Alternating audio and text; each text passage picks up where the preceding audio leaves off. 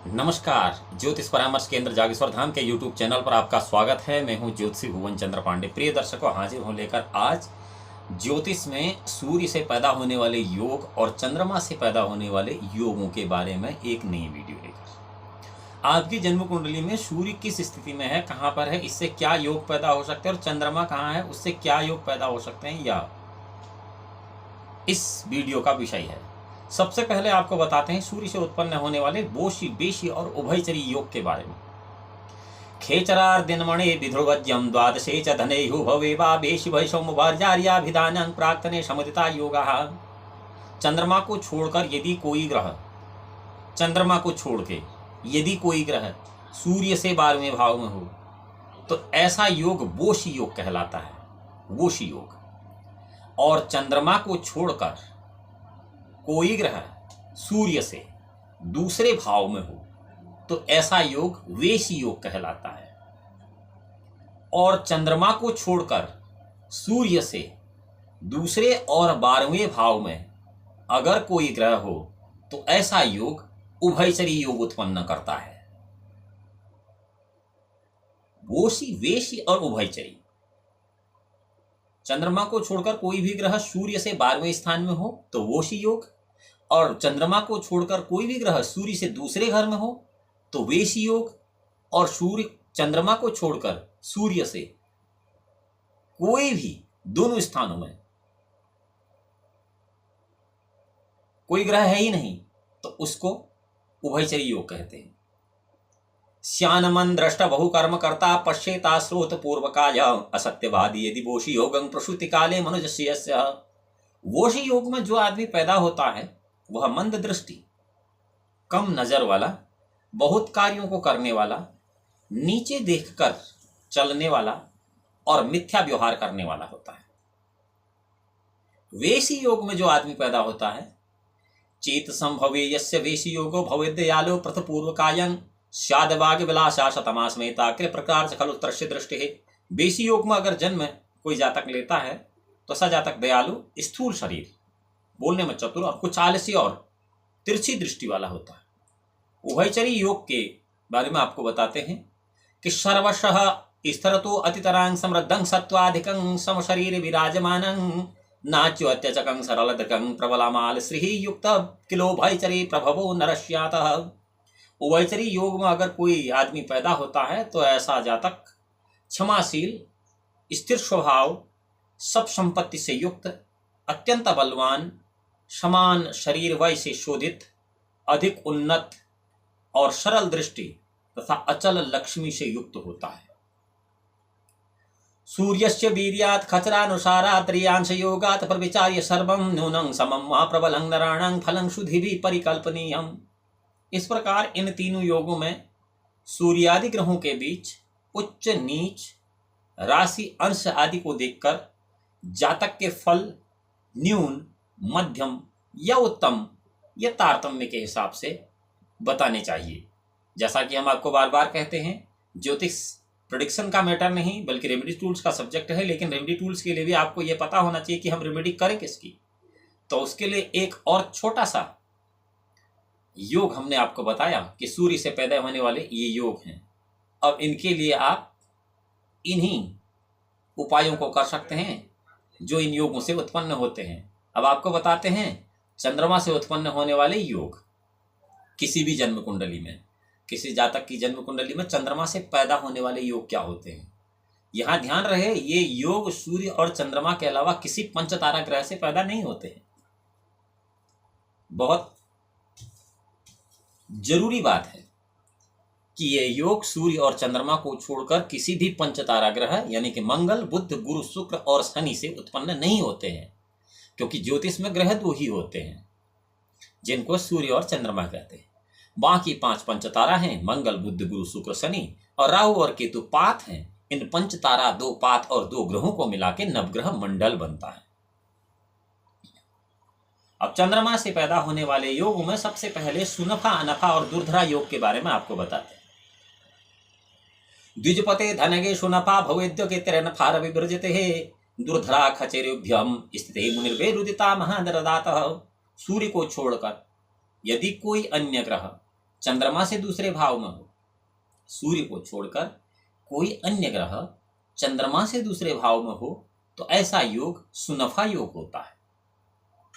सूर्य को छोड़कर चंद्रमा से कोई भी ग्रह यदि 12वें भाव में हो तो अनफा योग होता है। और दोनों 2 और 12 चंद्रमा से अगर खाली हैं तो ऐसी स्थिति में दुर्धरा नाम का योग उत्पन्न हो जाता है। अब आप अपनी जन्म कुंडली में सुनफा, अनफा और दुर्धरा योग देख सकते हैं। केंद्रम योग चंद्रमा से फिर बनता है एक,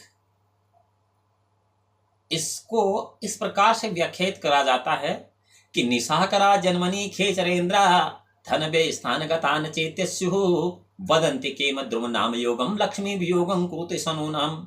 यदि चंद्रमा से 2 और 12 दोनों स्थान में कोई ग्रह नहीं है, 2 और 12 दोनों स्थान में कोई ग्रह नहीं है, तो ऐसा जातक दारिद्र्य कारक केंद्र नामक योग में उत्पन्न होता है। यानी कि चंद्रमा से 2 और 12 दोनों स्थानों में कोई ग्रह नहीं है, तो यह दारिद्र्य कारक केंद्र नाम का भी योग होता है। अब सुनफा योग की बात करते हैं कि सुनफा योग के फल क्या हैं। निज भुजाजितमान शमनतो विदेश कीर्तियुतो मतिमान सुखी ननु नरः सुनफा प्रभो भविन् नरपते शचिवः सुकृति स्यातः। जन्म समय में यदि सुनफा योग है तो जातक अपने भुजबल से धन और सम्मान अर्जित करता है, अपनी मेहनत से। परम यशस्वी, बुद्धिमान, सब सुख से युक्त, राजमंत्री, पुण्यवान और पंडित होता है। अनफा योग उदार मूर्ति गुण कीर्तिशाली कंदर्प कायं शुभाग विलासं सद्वृत्ति युक्तं सततं विनीतं प्रभुर्नरस्याद नभा विधाने। यदि अनफा योग में कोई जातक जन्म लेता है तो ऐसा जातक उदार, गुणवान, यशस्वी, अति सुंदर, प्रिय वचन बोलने वाला, सदाचारी, विनयी, राजा या राजा के समान होता है। दुर्धरा योग में यदि कोई जातक जन्म लेता है, द्रविणम वाहन बंधु बंधु सुरा सुकृतम सततम कुरुते नृपम दुर्धरातितराम जित वैरणम सुनया चंचल लालसम। यह दुर्धरा योग है क्या? यदि सूर्य को छोड़कर दूसरे और 12वें भाव में, कहां से? दूसरे और 12वें भाव में चंद्रमा से दूसरे और 12वें भाव में दोनों स्थान में ग्रह हैं, तो ऐसा योग दुर्धरा योग कहलाता है। यह हमने आपको पहले बताया कि सुनफा, अनफा, दुर्धरा योग, ये दुर्धरा योग के ही फल हैं कि ऐसा जातक संपत्ति से युक्त होता है, राजा के समान होता है, शत्रुओं को जीतने वाला होता है और स्त्रियों के सुख से सुखी होता है। केंद्रम नाम का जो योग है उसके क्या फल हैं कि विरुद्ध वृत्ति मलिनं कुवेशं प्रेष्यो मनुष्यो हि विदेशवासी कांता सुहर्तं सुनुधैन विहीनं केम द्रुमे भूमिपते सुतोऽपि। केंद्रम योग में जन्म लेने वाला जातक विरुद्ध आचरण करने वाला होता है, मलिन, कुरूप, दुष्कर्म करने वाला होता है, विदेश में रहने वाला हो जाता है, स्त्री, मित्र और धन से रहित हो जाता है। अब उत्तमादि योग भी होता है एक, चंद्रमा से जो बनता है, उसके लिए कहा गया है कि केंद्रादिगामी यदि यामिनी संख्याता पद्मनीया कथं करोति विभ्राजनामो नीति निपुणानि कनिष्ठ मध्योत्तम युतानि। यदि सूर्य से चंद्रमा केंद्र में हो, सूर्य से चंद्रमा केंद्र में हो, तो जातक के धन, जन, विद्या, यश, निपुणता आदि विषय अति उत्तम और श्रेष्ठ होते हैं। पणफर में हो तो सब विषय मध्यम श्रेणी के होते हैं। यदि सूर्य से चंद्रमा आपोक्लिम स्थान में है तो जातक के धन आदि निम्न कोटि के होते हैं। ये पणफर, आपोक्लिम क्या है, इनके लिए एक अलग से वीडियो बनाया, आप चैनल को सब्सक्राइब करके इस वीडियो को देख सकते हैं। अब केंद्रम भंग योग भी होता है, चंद्रमा से बनने वाला जो केंद्रम योग है ये भंग भी होता है। उसके लिए ग्रह स्थिति इस तरह से होनी चाहिए कि प्रालेय रश्मिं परशुति काले निरीक्षमाणं सकलेन भोगे नरं चिरंजीवित सार्वभौमं करोति केमं द्रुममाशु हत्वा। यदि जन्म काल में चंद्रमा पर सब ग्रहों की दृष्टि है, जन्म काल में सभी ग्रहों की दृष्टि चंद्रमा पर है, तो केंद्रम योग नष्ट हो जाता है और जातक चिरंजीवी सुखयुक्त सार्वभौमिक राजा के तुल्य हो जाता है। अन्य एक और केंद्रम भंग योग होता है जन्म कुंडली में। वो इस प्रकार से बनता है कि चतुर्ष केंद्रेषु भवन्ति खेटा दुष्टोपि केमं द्रुम योगेशः विहाय केम द्रुमतांग नितांतं कल्पद्रुमस्यात् कलेशत्फलाम्यः। यदि जन्म समय में केंद्र में ग्रह का योग हो तो दुष्ट केंद्रम योग होकर भी सब सुख को देने वाला कल्पद्रुम नामक योग हो जाता है। लेकिन केंद्र में कोई अन्य ग्रह होना आवश्यक है। क्षितिसुत जनियुत जीवेषु काले तुलायां विलसित निलीनां नायकं कन्यकायां विधुरपि यदि शेष नक्षत्रं मेषवर्ती जनयति नृपतीन्द्रं हन्ति केम द्रुमं च। यदि जन्म समय में मंगल और गुरु तुला राशि में या कन्या में तथा चंद्रमा यदि मेष राशि में हो तो उसको बुध शुक्र शनि नहीं देखता हो, तब केंद्रम को भंग करके राजा को पैदा कर देता है ऐसा योग, अर्थात ऐसा जातक राजा होता है। और यह राजयोग बहुत कम जगह परिभाषित किया गया है। अब आपको बताते हैं प्रवर्ज्या योग। प्रवर्ज्या योग क्या? एषां सूतो राजयोगां नराणां प्रवर्ज्या चेतापशास्ते भवेयुः बक्षे संक्षेपेण तातस्वानां योगोत्पन्नामन्नतां प्रकृतनानाम्। एषां सूतो राजयोगां नराणां प्रवर्ज्यां चेतापशास्ते भवेयुः बक्षे संक्षेपेण तांस्तापसानां योगो उत्पन्नानां मतानां प्राक्तनानां। जन्म समय में राजयोग हो और प्रवर्ज्या योग भी हो तो जातक राजा न होकर तपस्वी होता है। उन्हीं प्रवर्ज्या योगों को अब मैं कह रहा हूं जो पुराने महर्षि कहते थे।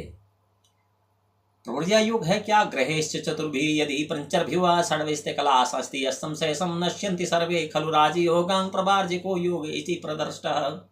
जन्म समय में यदि 4, 5 या 6 ग्रह एक स्थान में हो तो पूर्वोक्त राजयोग न होके प्रवर्ज्या योग हो जाता है।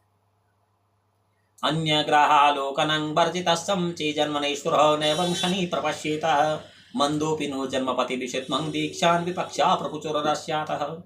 जन्म लग्नेश को यदि कोई ग्रह नहीं देखता हो और वह लग्नेश शनि को नहीं देखता हो तथा शनि भी जन्म लग्नेश को नहीं देखता हो तो ऐसा जातक दीक्षित प्रवाचक होता है। दीक्षित प्रवाचक यानी कि दीक्षा लेके साधु बनता है। जन्माधिराजो रविजीव भागे कुजार्क जानसा अर्कबोक्षिताक्षम करोति जातम कुटिलं कुशीलं पाखांडिकं मंड तत्परम च। जन्म लग्नेश शनि के दृष्टिकाण में शनि से दृष्ट हो, मंगल शनि के नवमान समय शनि से दृष्ट हो तो जातक सन्यासी का वेश धारण करने वाला कुटिल, दुश्चरित्र और पाखंडी साधु होता है। जैसे कि आप कई जगह पर देखते हैं, यानी कि दुनिया भर का कुकर्मी होगा लेकिन वेश साधुओं के शरीर में। होराशीत करा मंद्रि सचिवां शौरेण संवीक्षितां पुण्यस्ते सुरमंत्रिणीं प्रणयकृत तीर्थाटय मानवः। यानी कि जन्म के समय में जो ग्रह स्थिति होती है उससे आपको कौन सा साधु या कौन सी प्रवर्ज्या मिलती है ये हम आपको बता रहे हैं कि पाखंड जो है वो किस प्रकार की स्थिति में साधु पाखंडी साधु होता है। और कोणे पुण्य खे कस्त्रं घरे सिंह नौवीक्षितिं दीक्षितं शानुनम पदति प्रसूति समय सदराज योगोद्भव। जन्म लग्न में चंद्रमा और गुरु, इन तीनों को, जन्म लग्न को, चंद्रमा को और गुरु को, इन तीनों को अगर शनि देखता है और गुरु 9वें भाव में है तो जातक जो है तीर्थ यात्रा का प्रेमी होता है, अर्थात तो बहुत सारी तीर्थ यात्राएं करना चाहता है और करता भी। 9वें और 5वें भाव में शुभ ग्रह हो और उस पर पाप ग्रह की दृष्टि नहीं हो तो राजयोग में उत्पन्न पुरुष भी दीक्षित साधु हो जाता है, वो राजयोग को छोड़ देता है। और प्रवर्ज्या के भेद बताते। प्रवर्ज्या भी अलग अलग प्रकार की होती है। प्रवार्ज को अर्कलादि बल क्रमीणम बैखान शंकर पर धृक्षलंगी दंडी यतिश्चनुस्त्रम नग्नस्त प्रच्युत हो जन्मपतो जितेस्यातः। प्रवर्ज्या योग कारक जो कि पूर्वोक्त 4, 5 और 6 ग्रहों से मैंने अभी आपको बताए, उनमें अगर सबसे बड़ी सूर्य है तो वैखानस अर्थात वन पर्वत में वास करने वाला हो जाता है साधु। और चंद्रमा बली है तो खप्परधारी हो जाता है कपाली। मंगल बली है तो सन्यासियों का चिन्ह लिंग धारण करने वाला हो जाता है। और बुध अगर बली है तो दंड धारण करने वाला होता है। गुरु अगर बली है तो यदि काशाई वस्त्र धारण करके नियम से रहने वाला होता है। शुक्र अगर बली है तो चक्रधारी। और शनि अगर बली है तो नग्न नागा साधु होता है। योग कारक ग्रह या जन्म लग्नेश किसी अन्य ग्रह से पराजित है या कमजोर है मतलब, तो ऐसे योग में प्रवर्ज्या योग भ्रष्ट हो जाता है, यानी कि प्रवर्ज्या योग खत्म हो जाता है, फिर उसमें प्रवर्ज्या योग नहीं रहता है। एक स्थान स्थिते खेटी सर्वस्वंबल संयुते निरंबराम निराहारा योगम मार्ग परायण। यदि सब ग्रह बली होकर एक ही राशि में हो तो ऐसा जातक वस्त्र भोजन और अन्न को त्यागने वाला, एकांत में योग अभ्यास करने वाला महान साधु बन जाता है। एक स्थाने खेचरणां चतुर्णां योगस्तेषां मानवानां प्रसूतिः तेष भूमिपाल संवंशे अपि जातः कांतार वासनं सर्वस्तेवः। जिसके जन्म समय में 4 ग्रह एक स्थान में हों और वो राजयोग में राजकुल में भी उत्पन्न होकर वन में वास करने वाला होता है, यदि प्रवर्ज्या मजबूत है तो। पंच खेचरं युति यदि सूते भूतेरपि सुतं स नित्यं कंदमूल फल भक्षण याचन्तो शांता विजेन्द्रिय चित शत्रु। यदि 5 ग्रह एक राशि में है तो राजकुल में जन्म लेकर भी नित्य कंदमूल फल खाकर जितेंद्रिय होकर शांतिमय जीवन बिताने वाला साधु होता है। एकत्रं क्षणां गगने चरणं प्रसूति काले मिलय्य दिशातं ते केवलं सस्यल्लास्तु तिष्ठन्तु भूपाल कुलेषु जाताः।